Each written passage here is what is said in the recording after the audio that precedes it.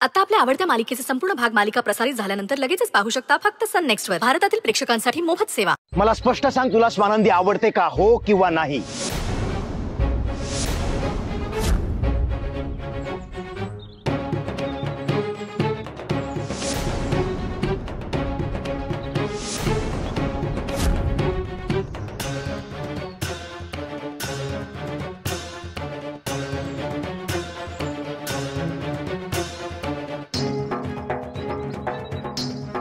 नाही. असा विचार जरी मनात येत असेल ना, तर तो आत्ताच मारून टाक. कारण स्वानंदी माझी आहे आणि माझीच राहणार.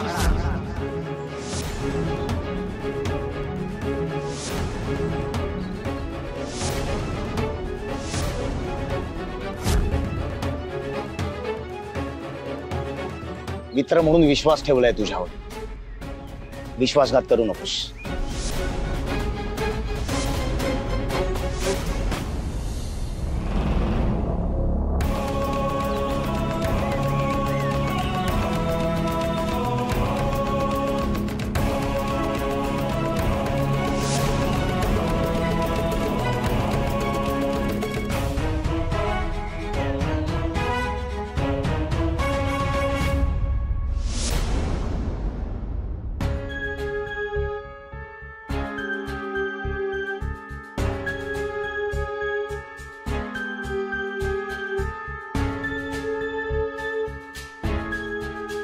सॉरी, जरा रागाच्या भरात जास्त बोलून गेलो.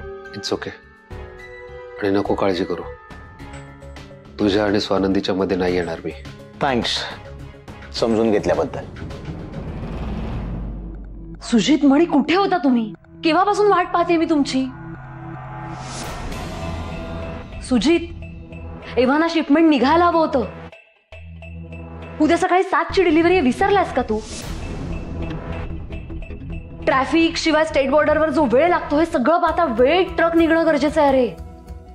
काय यार तुम्ही. सुजित, तुला माहिती आहे ना, डिलिव्हरी जर वेळेत पोहोचली नाही तर आपल्याला फाईन बसू शकतो.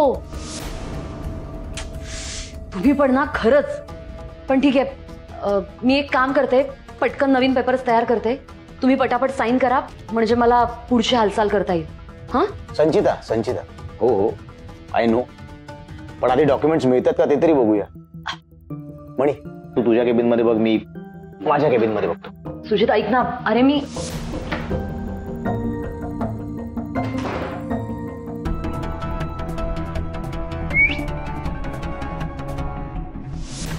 अरविंद, तुझा रस्ता क्लिअर आहे आता. हे काम फक्त झालंच पाहिजे. स्वानंदीने मांडलेला संसार उद्ध्वस्त करायचा आहे मला. कळलंय तुला? ओके. ऐक, कुणी बघणार नाही याची काळजी घे. आणि हे काम रात्री कर. तोपर्यंत या दोघांना मी इथेच थांबवते. जा.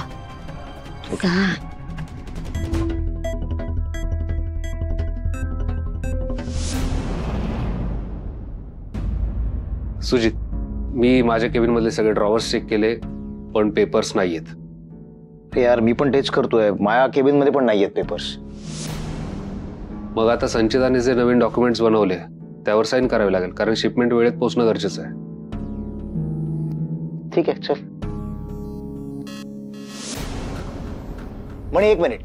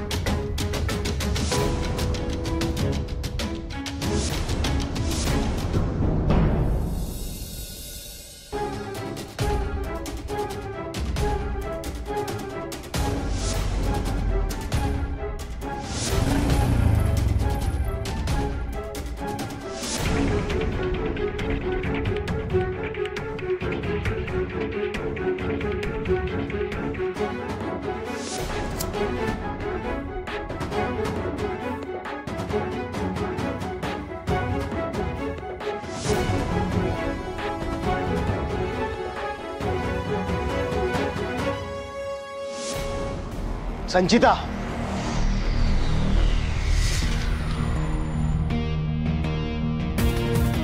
हे काय?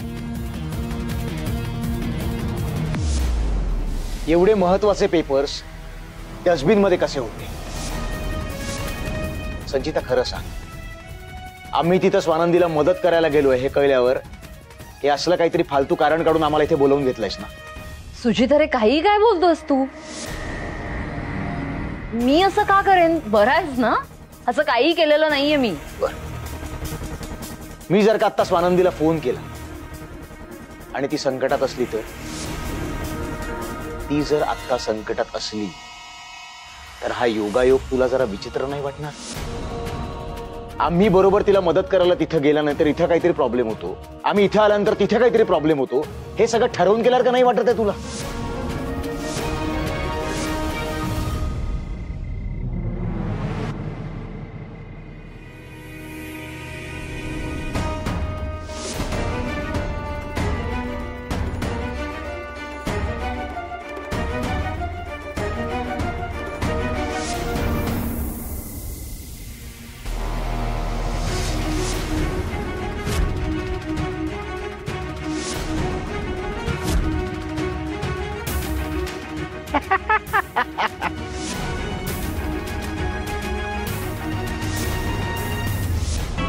कोण आहे?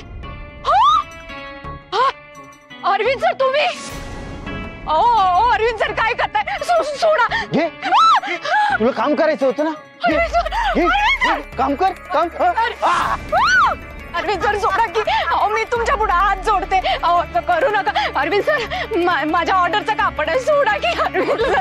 कर ना, काम कर. काम करायचं. अरविंद सर, मी हात जोडते.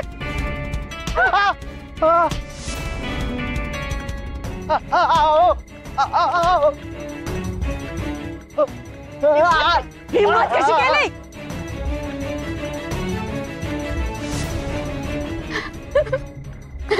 स्वानंदी, मॅडम का? मॅडम, माझ्या ऑर्डरची कापड. स्वानंदी, मॅडम, माझी ऑर्डर.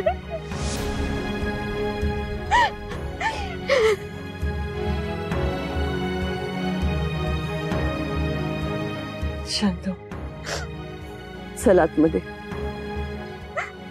चल आतमध्ये, चल.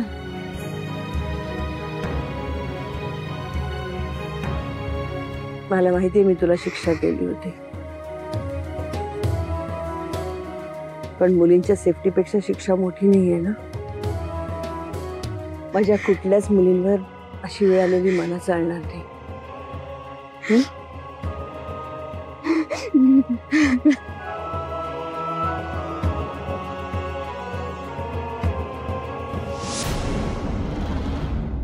सावकाश. मॅडम, सांभाळून जड आहे मशीन. ठेव थोडा वेळ इकडे.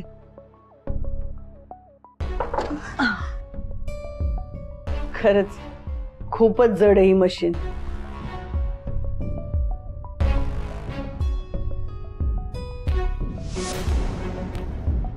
मी तुला हॉस्टेलमध्ये पाय ठेवू नको म्हणून सांगितलं होतं. तू तर चक्क बाहेर ठाण मांडून बसली होतीस. तुझ्या जागी एखादी दुसरी मुलगी असती ना तर कदाचित नाटकाला, सिनेमाला किंवा मैत्रिणीकडे गेली असती, टाइमपास करत बसली असती. तू खरोखर जगावेगळी आहेस का ग? तुला खरंच कोणी मैत्रीण नाही? आहे ना मॅडम, मला एकच मैत्रीण आहे, जेसी.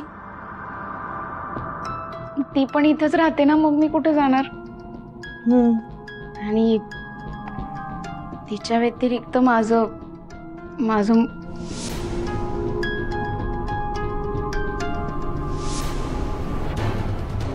स्वानंदी, स्वानंदी, काय होते तुला? स्वानंदी, काय होतंय? मॅडम, एक मिनिट. स्वानंद,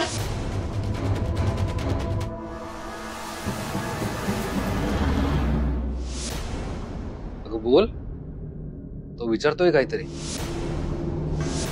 स्वानंदीला अडकवण्यासाठी तू हे केलं नाहीये ना? सॉरी, कामात आहात का तुम्ही? नंतर येतो मी.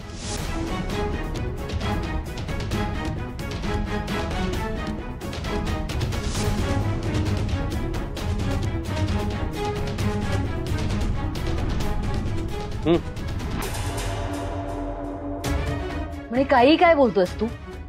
बरं आहेस ना? त्या फालतू मुलीसाठी मी माझी नोकरी धोक्यात घालेन असं वाटतंय का तुम्हाला? हो ना, मग कसं घडलं त्याचं एक्सप्लेनेशन दे. मान्य कर ना, तू स्वानंदीला त्रास देतेस. ए काय आहे सारखं स्वानंदी स्वानंदी स्वानंदी?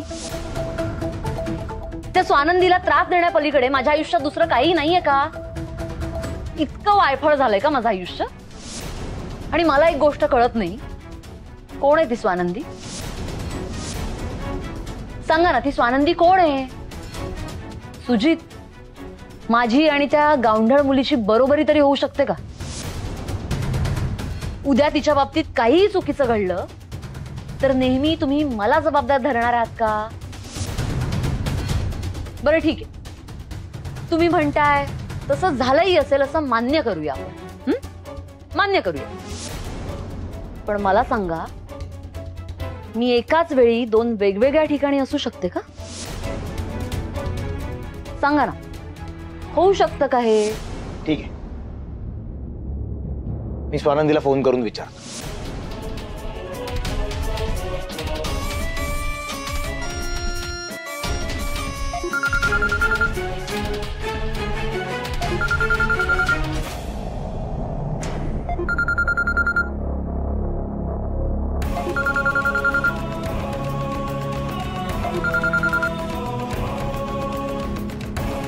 मी वॉर्डन बोलतीये.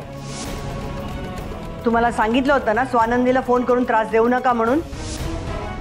ती आता नाही बोलू शकत. फोन ठेवा.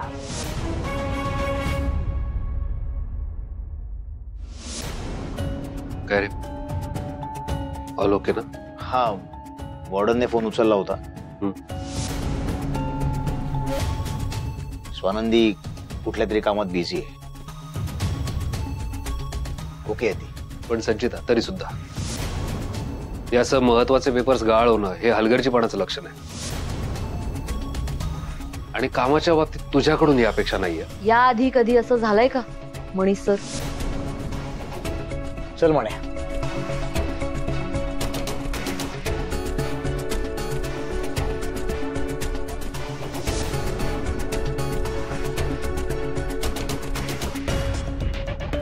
हॅलो अंकल, संचिता बोलते. सॉरी इतक्या लेट कॉल केला, पण काम सुद्धा तितकंच अर्जंट होतं. ठीक आहे.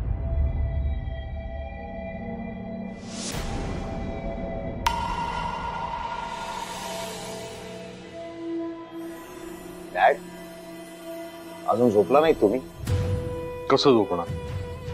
आपल्या फॅक्टरीत कामाचा लोड वाढलाय ना. अरे काय विचारतोय मी तुम्हाला? मला तरी कळू द्या, आपल्या फॅक्टरीत असं कोणत्या कामाचा लोड वाढलाय?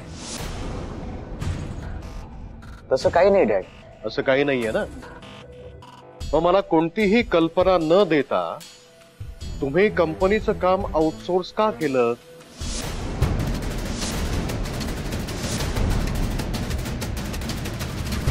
तुम्हाला सांगितलं होतं ना, विसरलात? अजून तरी ही कंपनी मी तुम्हाला चालवायला दिली आहे, तुमच्या नावावर केलेलं नाही.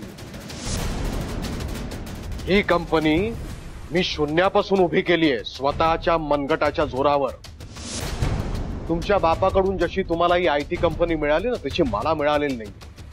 तेव्हा ह्या कंपनीतलं एक वाळलेलं पान जरी तुम्हाला हलवायचं असेल ना, तरी माझ्या परवानगीशिवाय तुम्हाला हे करता येणार नाही. आणि वारंवार सांगूनही तुमच्या वागण्यात कुठल्याही प्रकारचा बदल होणार नसेल तर मला वेगळा विचार करावा लागेल.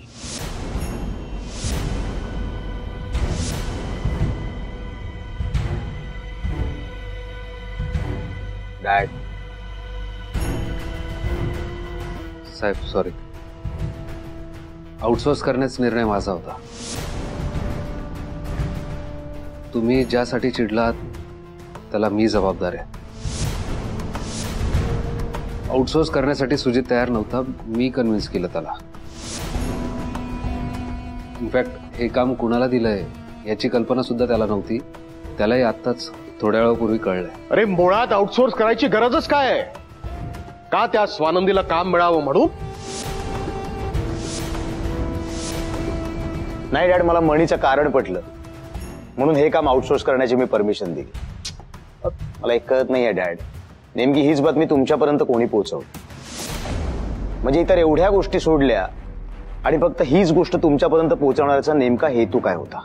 याचा हेतू काहीही असू दे, पण तुम्ही काय काय करता याच्या प्रत्येक मिनिटाची खबरबात माझ्याकडे असते.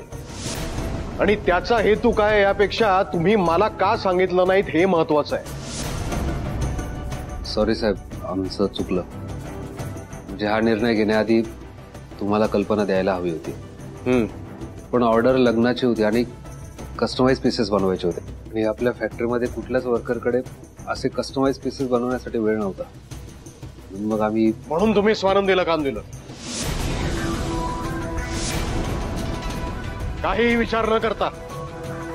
पण मुळात मला एक गोष्ट कळत नाहीये की त्या मुलीच्या बाबतीत तुमच्या दोघांच्या मनात सॉफ्ट कॉर्नर काय? डॅड, त्या मुलीच्या कामाविषयी जास्त विश्वास आहे आम्हाला आणि या कामात क्वालिटी डिलिव्हर करायची होती म्हणून हे काम आम्ही स्वानंदीला दिलं. ओके? क्वालिटी? हो. ती मुलगी या कंपनीला क्वालिटीपेक्षा जास्त प्रॉब्लेम्स देणार आहे. मार्क माय वर्ड.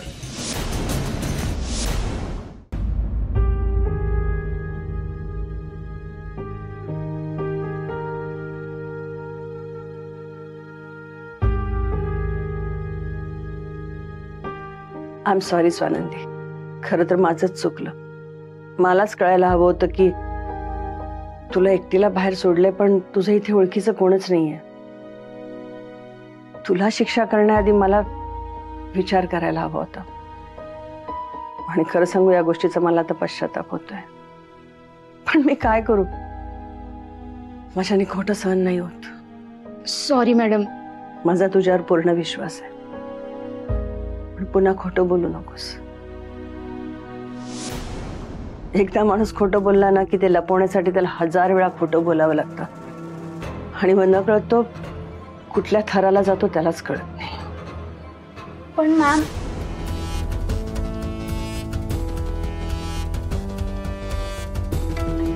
खरंच सॉरी मॅडम. माझ्याकडून पुन्हा अशी चूक नाही होणार.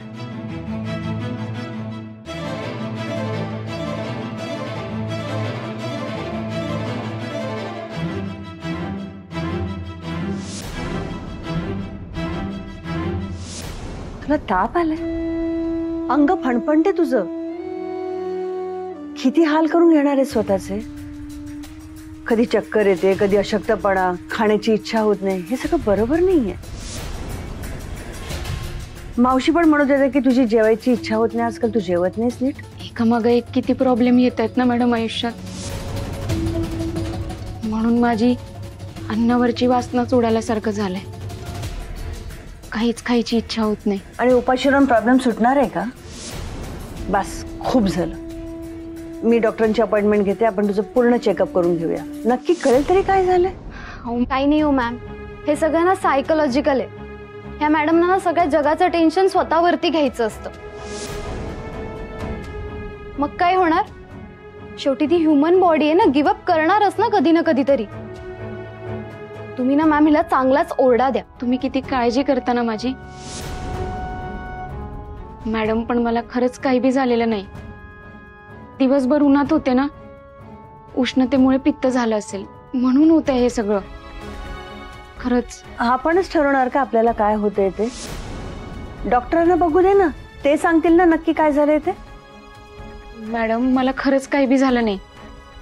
गावाकडे उन्हात काम करायचं ना शेतात, तेव्हा पण व्हायचं असं. जास्त उष्णता झाली की आई वाळ्याचं पाणी द्यायची, नाहीतर कोकम सरबत द्यायची. तसंच काहीतरी घेते म्हणजे चट्टदिशी बरी होईल. आणि आता खरंच डॉक्टरला द्यायला पैसे नाहीयेत माझ्याकडे. त्याचा विचार तू का करतेस? तब्येतीपेक्षा पैसा महत्वाचा नाहीये. मी आहे ना. मॅडम पण खरंच नाही झालं मला काही. आणि तुम्हीच म्हणता ना हेच वय असतं कष्ट करण्याचं. आजचा दिवस माझ्यासाठी लई महत्वाचा होता, लई खास होता. आणि आज मला कळालं की आपलं कोण आहे आणि परक कोण आहे, खरा मित्र कोण आहे हे आज मला कळालं. आणि सगळ्यात महत्वाचं ना, मी रस्त्यावर जरी आली तरी मी जगू शकते हे आज मला समजलं. मॅडम होईल मी सकाळपर्यंत बरी, नका काळजी करू. किती हट्टी आहेस तू माहितीये तुला. ची काळजी घे. अरे हो, तुझ्या त्या मित्राचा फोन आला होता ज्याने त्या दिवशी खाली येऊन तमाशा केला होता त्याचा. तू आताच म्हणालीस ना की तुला आता कळलंय की तुझे खरे मित्र कोण, पण ते आपल्या का जास्त जवळ आहेत हे तुला कळायला हवं ना.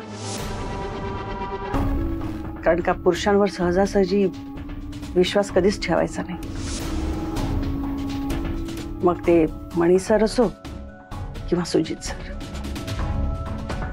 पुरुषांची जातच मुळात